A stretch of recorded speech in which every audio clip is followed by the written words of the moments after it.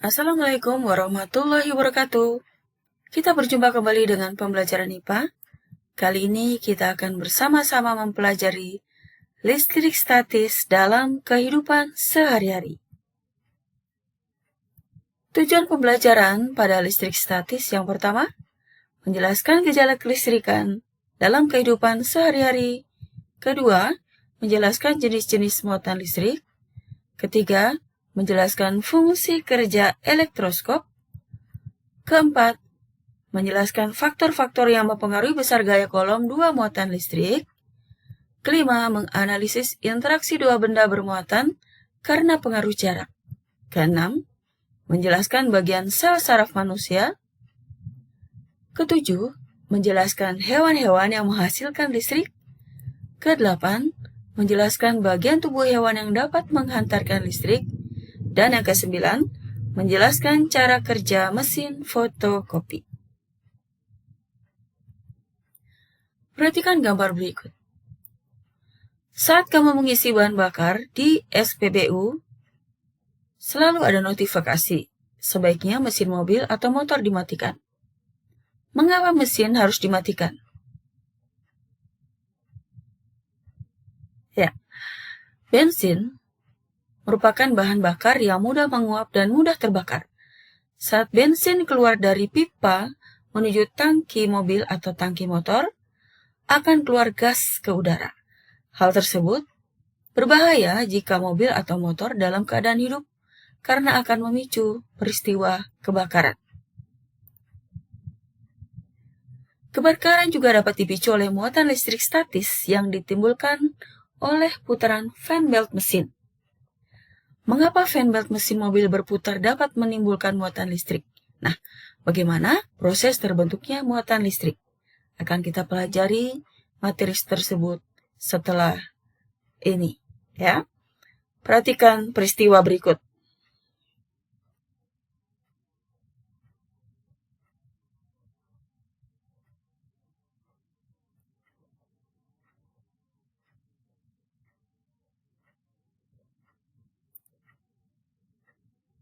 Ya. Tahukah kalian mengapa petir berbahaya? Apa sih sebenarnya petir itu? Nah, beberapa ahli yang meneliti tentang petir mengemukakan bahwa petir terjadi akibat dari gejala listrik statis. Nah, salah satu contohnya adalah Benjamin Franklin. Menurut Benjamin Franklin, petir adalah kilatan cahaya yang muncul akibat perpindahan muatan negatif atau elektron antara awan dan awan, atau juga antara awan dengan bumi. Petir juga terjadi karena adanya beda potensial yang sangat besar antara dua awan yang berbeda, atau antara awan dengan bumi. Akibatnya, terjadilah lompatan muatan listrik atau perpindahan elektron besar-besaran dari awan ke awan, atau juga dari awan ke bumi. Ya, jadi petir terjadi karena adanya perbedaan potensial yang sangat besar antara awan dengan awan atau awan dengan bumi. Akibatnya, terjadilah lompatan muatan listrik yang besar. Beberapa bangunan menggunakan alat penangkal petir, berfungsi untuk melindungi bangunan apabila terjadi petir yang sangat besar. Pada umumnya, penangkal petir menggunakan logam runcing yang diletakkan di atas atap, kemudian dihubungkan dengan kabel. Nah, kabelnya di-groundkan atau ditanam di dalam bumi, di dalam tanah. Ya, kita ketahui bahwa tanah merupakan penyimpan elektron yang paling besar, sehingga bangunan tersebut akan lebih terlindungi. Ya, oke. Ketika rumah terinduksi oleh awan yang bermuatan, sehingga atap rumah dan penangkal petir menjadi bermuatan positif. Karena penangkal petir terbuat dari logam yang berfungsi sebagai konduktor ujungnya runcing, maka udara di sekitarnya akan mengalami ionisasi. Ya, ion negatif akan ditarik oleh penangkal petir yang dialirkan ke bumi, sedangkan ion positif akan ditarik oleh awan dan dapat menetralkan awan. Nah, itu prinsip kerja dari penangkal petir. Oke, kita lanjutkan tentang muatan listrik. Namun, sebelum mempelajari muatan listrik, kita akan mempelajari terlebih dahulu tentang teori atom. Ada beberapa ahli yang meneliti tentang atom. Kita bahas yang pertama, teori atom menurut John Dalton. Menurut Dalton, bahwa materi tersusun dari beberapa atom. Nah, atom sendiri itu tidak bisa dibagi lagi menjadi partikel yang lebih kecil. Atom-atom dari unsur yang sejenis adalah identik. Sedangkan yang berbeda jenis, maka atomnya berbeda pula. Kesimpulan dari teori Dalton, atom merupakan sebuah bola pejam. Kemudian teori Dalton disempurnakan lagi oleh ahli yang lain, antara lain J.J. Thomson. Menurut Thomson, atom berbentuk bola bermuatan listrik dan elektron yang bermuatan negatif tersebar di seluruh atom. Sehingga keseluruhan atom bersifat netral karena memiliki jumlah muatan positif dan negatif yang sama besar. Jadi menurut J.J. Thomson, di dalam sebuah atom ada elektron dan proton. Jadi mirip seperti roti kismis, ya. Teori atom J.J. Thomson disempurnakan lagi oleh Ernst Rutherford. Nah, menurut Rutherford, atom merupakan bola berongga yang di dalamnya merupakan daerah kecil yang bermuatan positif. Nah, bagian ini disebut inti atom, terdiri dari proton dan neutron. Proton bermuatan positif dan neutron netral atau tidak bermuatan. Sedangkan elektronnya berputar mengelilingi inti atom. Namun, Rutherford tidak bisa menjelaskan bagaimana energi pada pergerakan elektron. Teori atom Rutherford disempurnakan lagi oleh Bohr. Menurut Bohr, elektron dalam atom bergerak mengelilingi inti pada lintasan tertentu, tidak memancarkan energi. Nah, lintasan itu disebut kulit atom. Elektron dapat berpindah lintasan. Nah, perpindahan tersebut disertai pemancaran energi dari rendah ke tinggi. Elektron yang bergerak pada lintasannya berada pada keadaan stasioner. Nah, inilah gambaran model atom Bohr, bahwa elektron dapat berpindah lintasan dengan cara memancarkan energi.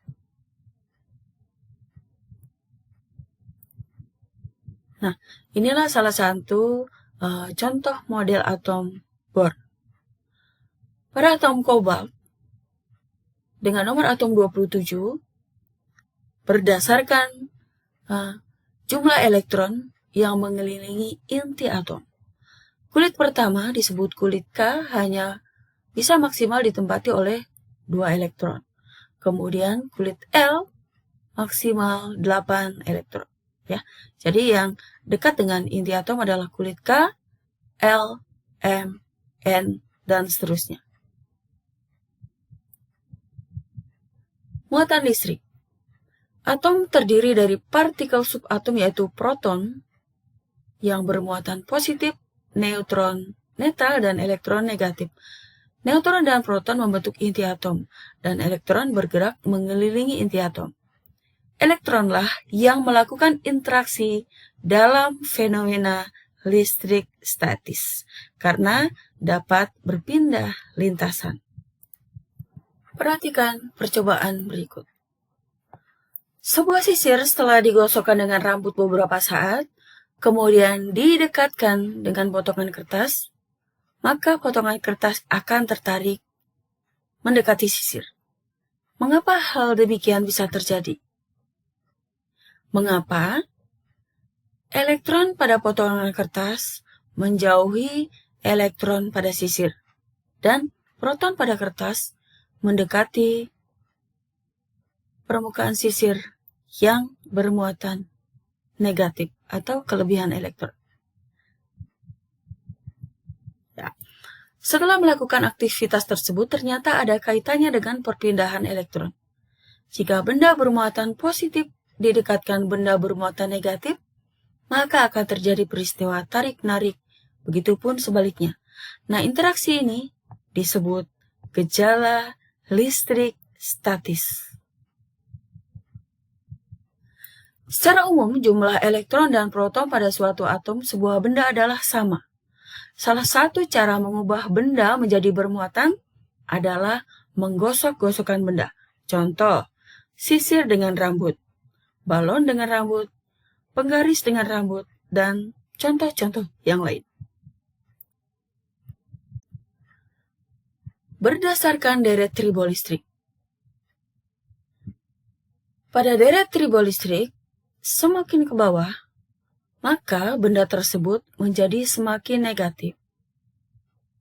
Contoh, rambut digosokkan dengan plastik, maka elektron rambut berpindah ke plastik, sehingga plastik menjadi kelebihan elektron.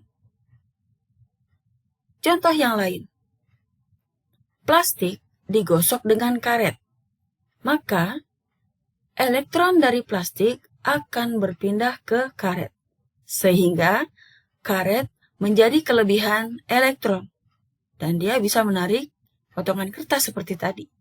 Ya, contoh yang lain, sutra digosok dengan karet, maka elektron sutra berpindah ke karet, sehingga karet menjadi kelebihan elektron dan sutra kelebihan proton. Demikianlah deret tribolistrik, ya, dari bulu kelinci, gelas, rambut manusia, plastik, wol, bulu kucing, sutra, kapas, kayu, karet, batu ember, ebonit, logam, tembaga nikel, perak, belerang, kemudian logam platina dan emas, dan yang terakhir solenoid. Jadi, semakin ke bawah menjadi semakin negatif, semakin ke atas menjadi semakin positif. Contoh, jika batu ember digosok dengan ebonit, maka elektron dari batu ember berpindah ke ebonit, sehingga ebonit menjadi kelebihan elektron dan batu ember menjadi kelebihan proton. Nah, demikian tentang deret tribolistrik. Hukum Coulomb. Pada aktivitas sebelumnya telah diketahui adanya gaya tarik atau gaya tolak menolak dua muatan listrik yang berdekatan. Pada dua muatan sejenis yang berdekatan akan timbul gaya tolak, sedangkan yang berbeda jenis akan menimbulkan gaya tarik. Secara matematis, hukum Coulomb atau gaya Coulomb adalah F sama dengan K, Q1, Q2 dibagi R kuadrat. Ya. F itu adalah gaya elektrostatik atau gaya Coulomb. Satuannya Newton. Kemudian K adalah konstanta bernilai 9 kali 10 pangkat 9 Newton meter kuadrat per Coulomb kuadrat. Q adalah muatan listrik, satuannya Coulomb. R adalah jarak antar muatan, satuannya meter. Hukum Coulomb. Semakin besar jarak kedua benda yang bermuatan, maka gayanya semakin kecil. Kedua, semakin besar kedua muatan, maka gayanya pun semakin besar. Perhatikan aktivitas berikut. Jika kain wol digosok dengan balon, maka di sini akan terjadi perpindahan elektron. Pada percobaan tersebut, balon dapat menarik potongan kertas tanpa bersentuhan. Mengapa demikian? Muatan listrik memberikan gaya pada jarak tertentu melalui medan listrik yang ada di sekitar muatan listrik.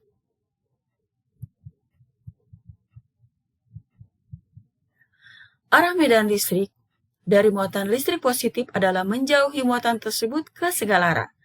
Sebaliknya, arah medan listrik dari muatan negatif adalah mendekati muatan. Semakin dekat dengan muatan, maka medan listrik yang dihasilkan pun semakin kuat. Jadi, pada aktivitas ini, elektron dari wall pindah ke karet.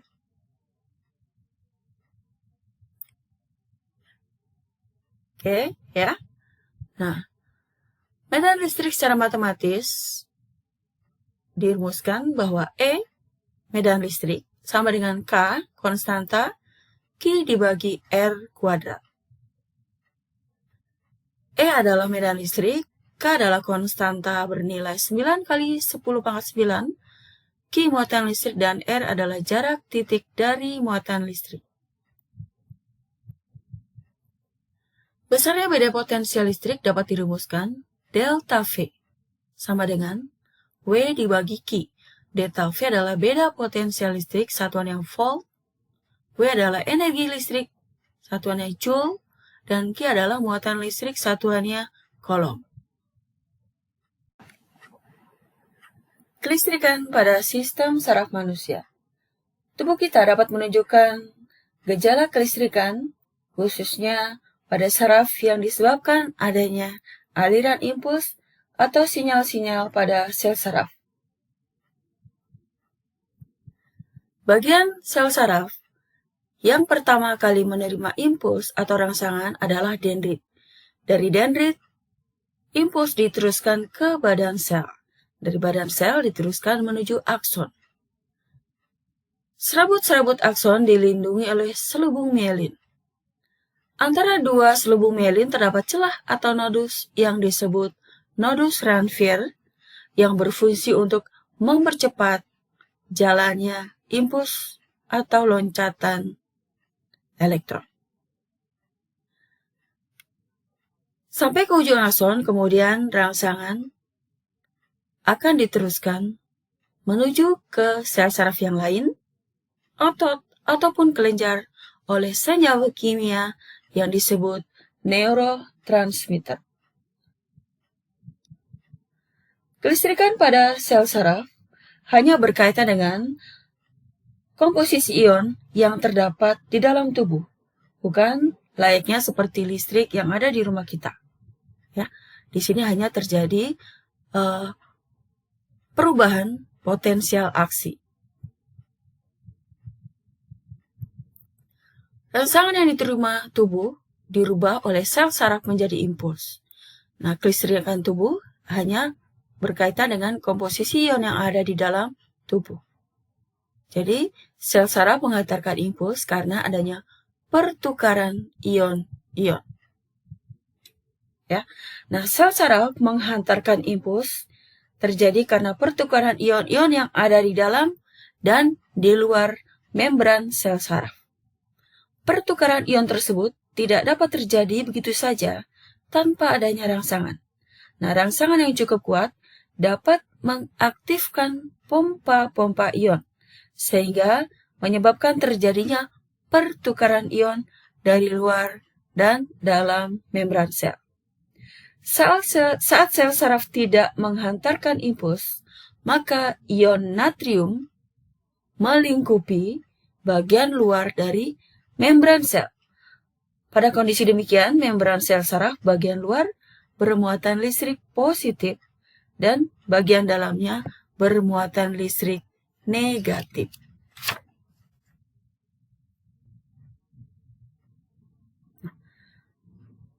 Setiap manusia memiliki sistem saraf yang dapat mengontrol seluruh aktivitas tubuh. Contoh untuk gerakan otot dan gerakan tubuh yang lain. Nah, ketika sampai di ujung akson, kemudian rangsangan diseberangkan oleh senyawa neurotransmitter. Jadi di sini terjadi proses transfer ion-ion natrium, kalium, dan klor menuju ke sel saraf yang lain, otot, ataupun kelenjar. Sel saraf menghantarkan impuls karena adanya terjadi pertukaran ion di dalam dan di luar membran sel saraf. Pertukaran tersebut hanya berupa pertukaran ion-ion yang diaktifkan oleh pompa-pompa ion yang ada pada membran sel saraf. Saat sel saraf tidak menghantarkan impuls, maka ion natrium ada di luar membran sel dan di dalamnya ada ion klor. Perhatikan gambar berikut. Pada gambar, tampak minuman isotonik. Nah, minuman isotonik ini minuman yang serupa dengan cairan tubuh. Mengandung karbohidrat, protein, dan larutan elektrolit atau larutan ion. Nah, ciri yang ketiga, minuman isotonik ini cepat diserap tubuh karena komposisi cairannya mirip dengan komposisi cairan tubuh. Sehingga pada beberapa orang yang membutuhkan energi lebih, mereka akan minum minuman isotonik yang dapat mengembalikan cairan tubuh. Jadi kesimpulannya, cairan yang ada pada minuman isotonik ini mirip dengan cairan tubuh yang sebenarnya adalah berisi larutan elektrolit berupa ion-ion yang mudah sekali diserap oleh tubuh, sehingga penghantaran impuls-impuls saraf menjadi lebih cepat. Ya. Hewan-hewan penghasil listrik. Pada beberapa hewan dapat menghantarkan listrik yang berfungsi pertama untuk pertahanan tubuh. Kedua, untuk menjaga populasinya agar stabil di lingkungannya atau pada habitatnya. Yang pertama, ikan belalai gajah. Pada ekor ikan terdapat organ khusus yang tersusun dari ribuan sel elektroplex yang dapat menghasilkan listrik statis tegangan tinggi.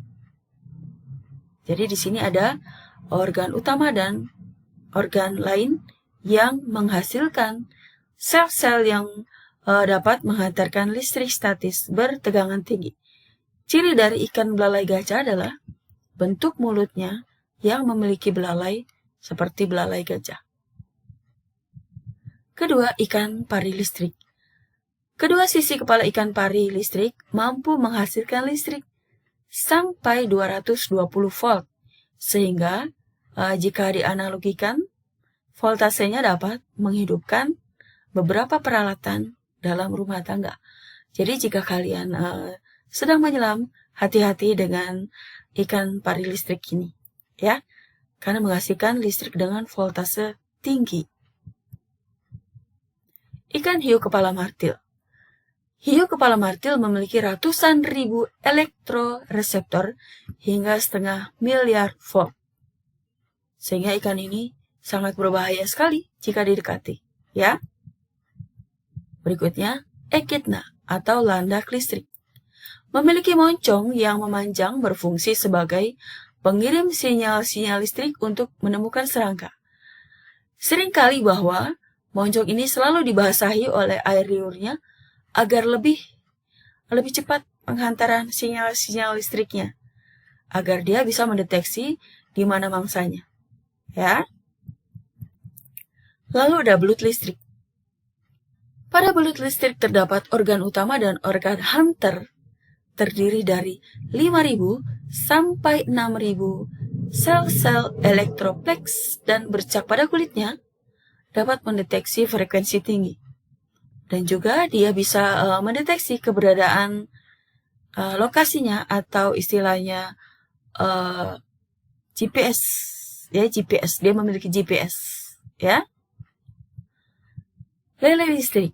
Lele listrik air tawar ini menghasilkan listrik hingga 350 volt.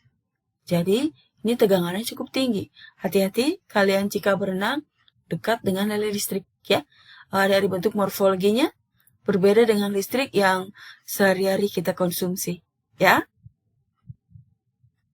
Lebah madu timur memiliki anatomi berbeda dengan lebah yang lain karena di dekat ekornya ada sel surya, yaitu sel yang bisa menangkap energi matahari dan dia bisa merubahnya menjadi energi listrik.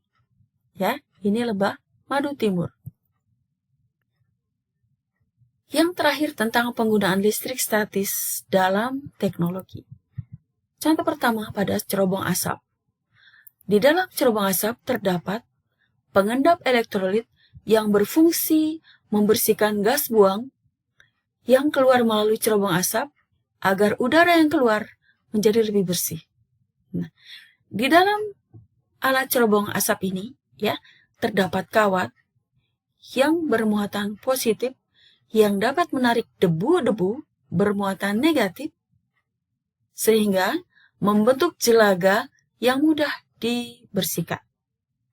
Jadi udara yang keluar dari cerobong asap ini lebih bersih dan tidak mengurangi polusi udara. Alat yang kedua adalah alat untuk mengecat mobil. Butiran cat mobil akan bermuatan listrik ketika bergesekan dengan mulut pipa semprot dan udara. Nah, butiran cat tadi akan tertarik ke badan mobil apabila badan mobil diberi muatan yang berlawanan dengan muatan cat. Alat berikutnya menerapkan prinsip gejala listrik statis adalah mesin fotokopi. Prinsip dasar semua mesin fotokopi adalah serografi.